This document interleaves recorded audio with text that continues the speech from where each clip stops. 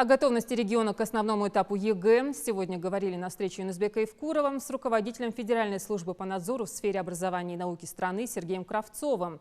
Кравцов поблагодарил руководителя субъекта за принципиальную позицию в вопросе повышения качества образования. Он отметил позитивные преобразования в Ингушетии и динамичное развитие во всех сферах жизнедеятельности. Кравцов также предложил создать совместный координационный совет по стратегии развития системы образования Ингушетии. Евкуров выразил уверенность в том, что эта работа позволит скоординировать усилия региона и федерального центра.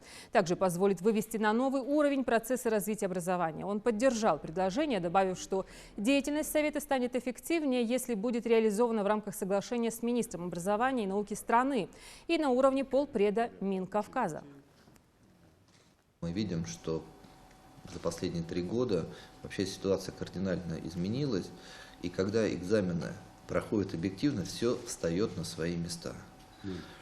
И нет вот этих перекосов, которые, к сожалению, когда-то было действительно, и развивается среднее профессиональное образование. Поэтому мы не стремимся, чтобы у всех были высокие результаты или 100-бальные. Пусть результаты будут те, которые они есть. Пусть они будут объективны. На основе результатов проводится, я знаю, методическая работа соответствующая, повышение квалификации учителей. Родители видят, какая ситуация. Мы видим все, как динамично развивается республика. Мы видим, что пройден этап нестабильности. Мы видим, что строятся новые школы, детские сады.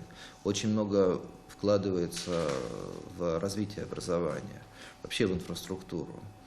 И, на мой взгляд, сегодня важный этап, новый этап именно социальной политики. Уже многое сделано, Юнусбек Бангирович, очень многое сделано. Важно, на мой взгляд, сделать следующий шаг.